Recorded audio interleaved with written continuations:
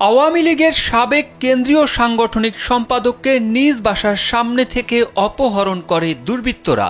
অপহরণের পর তাকে নির্যাতন করা হয় এবং দাবি করা হয় বিশাল অঙ্কের মুক্তিপণ। গেল 12 ডিসেম্বর মধ্যরাতে সিলেট নগরের সুবিদ বাজার এলাকা থেকে তাকে তুলে নিয়ে যায় দুর্বৃত্তরা। পরে রাত 3:30টার দিকে গুরুতর আহত অবস্থায় তাকে সাগর দিঘির পাড় এলাকা থেকে উদ্ধার করা হয়। তবে আওয়ামী লীগ নেতার মুক্তির জন্য স্বজনরা অপহরণকারীদের দেয় বড় অঙ্কের টাকা।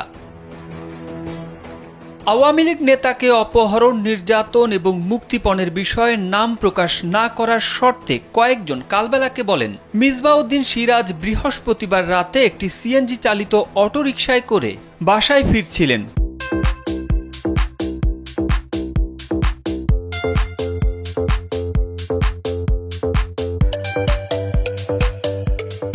পথের মধ্যে রাত 12:30টার দিকে কয়েকটি মোটর সাইকেলে করে দুর্বৃত্তরা তার অটোরিকশার গতিরোধ করে। এরপর অস্ত্রের মুখে তাকে অন্য একটি অটোরিকশায় তুলে নিয়ে যায়। রাত 3টার দিকে দুর্বৃত্তরা মিসবাউদ্দিনের মোবাইল ফোন থেকে তার পরিবারের সঙ্গে যোগাযোগ করে এবং 50 লাখ টাকা মুক্তিপণ দাবি করে। পরে পরিবারের লোকজন 25 লাখ টাকা হস্তান্তর করে। রাত 3:30টার দিকে নগরীর সাগর দিঘির পাড় এলাকায় শ্মশান সংলগ্ন সড়কের পাশ থেকে তাকে উদ্ধার করা হয়।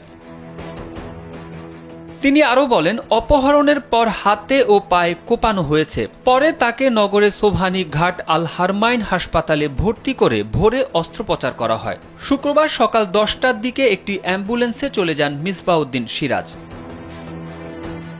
এ বিষয়ে জানতে তার পরিবারের সঙ্গে মোবাইল ফোনে যোগাযোগ করা হলেও ফোন রিসিভ করেননি। আল হারমাইন হাসপাতালের ভাইস চেয়ারম্যান অলিউর রহমান কালবেলাকে বলেন, মিসবাহ সিরাজ গুরুতর আহত হয়ে আমাদের হাসপাতালে চিকিৎসা নিয়েছেন। তিনি রাতে প্রাথমিক চিকিৎসা শেষে চলে গেছেন। আর সিলেট মেট্রোপলিটন পুলিশের অতিরিক্ত উপপুলিশ কমিশনার মোহাম্মদ সাইফুল ইসলাম কালবেলাকে বলেন, মিসবাউদ্দিন সিরাজের ওপর হামলা হয়েছে, কে বা কারা হামলা করেছে সেটা জানা যায়নি। তিনি আল হারমাইন হাসপাতালে চিকিৎসা নিয়েছেন বলে শুনেছি। পরে তিনি একটি অ্যাম্বুলেন্সে করে চলে গেছেন, তবে কোথায় গেছেন জানা নেই। পুরো বিষয়টি আমরা খতিয়ে দেখছি। তার বিরুদ্ধে একাধিক মামলা রয়েছে। তারেক আহমেদ, কালবেলা।